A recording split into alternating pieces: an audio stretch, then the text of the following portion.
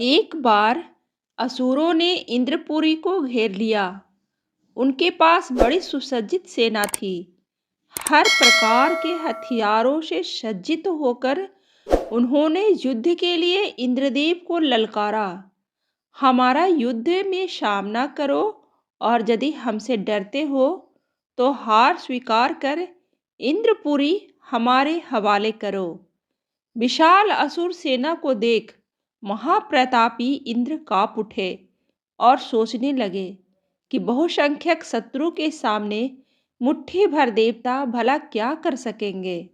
मेरी पराजय निश्चित है। इस तरह तो मेरी इंद्रपुरी ही छीन जाएगी। अब तो किसी बाहरी दैवी शक्ति से ही सहायता लेनी चाहिए। अब देवराज इंद्र के सामने प्रश्न था कि असुर कैसे मारे जाएं। भगवान ने उन्हें सलाह दी, केवल शब्द शक्ति के देवता ओम की सहायता से ही आप सब में नव प्राण और नव उत्साह का संचार संभव है। उनकी कृपा से मृत शरीर में नई शक्ति का संचार होता है। आप उनके पास जाकर उनसे शब्द शक्ति ग्रहण कीजिए। भले शब्दों में भी प्रचंड शक्ति भरी हुई है, उसकी साधना कीजिए। महाराज इंद्र को कुछ धैर्य हुआ। ढूंढते ढूंढते वह ओम देव के पास पहुँचे। धैर्य की साक्षात मूर्ति ओम के दर्शन मात्र से उनमें शक्ति का संचार हो गया। इंद्र ने ओम से कहा, हे भगवान, शक्ति के शक्ति स्वरूप ओम, आप शब्द शक्ति के देवता हैं। हम आपको अपना नेता बनाकर असुरों की सेना से युद्ध करना चाहते हैं।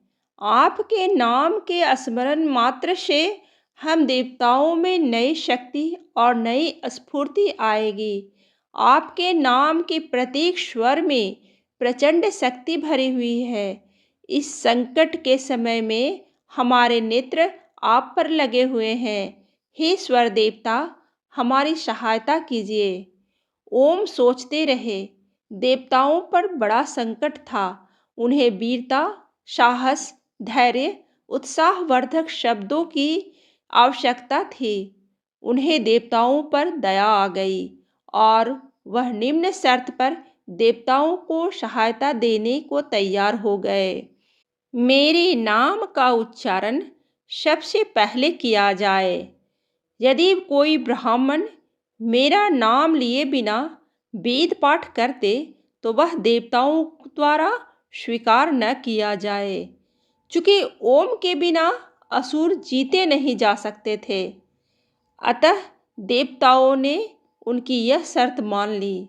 उन्होंने देवताओं की सेना का संचालन किया। पूरी सेना के सामने वह खड़े थे। वह बोले, मेरा नाम उच्चारण करते करते पूरे धैर्य के साथ आगे बढ़िए।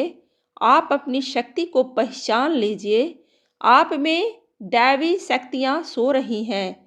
मेरा नाम लेने से वे खुल जाएंगी। देवताओं की सेना आगे बढ़ी। घोर युद्ध हुआ। देवताओं की सेना विश्वास भरे उच्च स्वर में ओम का उच्चारण कर रही थी। उस शब्द की प्रचंड शक्ति से पूरी सेना में नई शक्ति और जोश उमड़ रहा था। वे नए उत्साह से दानवों की सेना को काट रहे थे। थकी हुई सेना जैसे ही ओम शब्द का उच्चारण करती, उसे नई शक्ति मिल जाती। इस शब्द का चमत्कार संजीवनी शक्ति के समान जीवन और प्राणदायी था। युद्ध समाप्त हुआ। ओम की शब्द शक्ति के कारण देवता विजयी हुए। सब देवताओं ने ओम का जय जयकार किया। तब से ओम अमर हो गए। थके हारे जीवन में निराश, उत्साहहीन व्यक्तियों को जीवन में नव जीवन, नई प्रेरणा और नई शक्ति देने के लिए ओम शब्द का प्रयोग प्रचलित हुआ। संकट में, विपत्ति में युग युग से जनता ने ओम शब्द के उच्चारण तथा श्रवण से आत्मविश्वास प्राप्त किया। हर एक विपत्ति में मनुष्य को शक्ति और नया साहस देने वाला यह अद्भुत चमत्कारी ओम शब्द है। ओम ब्रह्म बीज है, त्रिविध आकार रूपी ब्रह्मा का संक्षिप्त रूप है। इसकी ध्वनि से ऐसा सूक्ष्म कंपन उत्पन्न होता है कि चारों ओर शक्ति एवं साहस की लहरें फैलती हैं।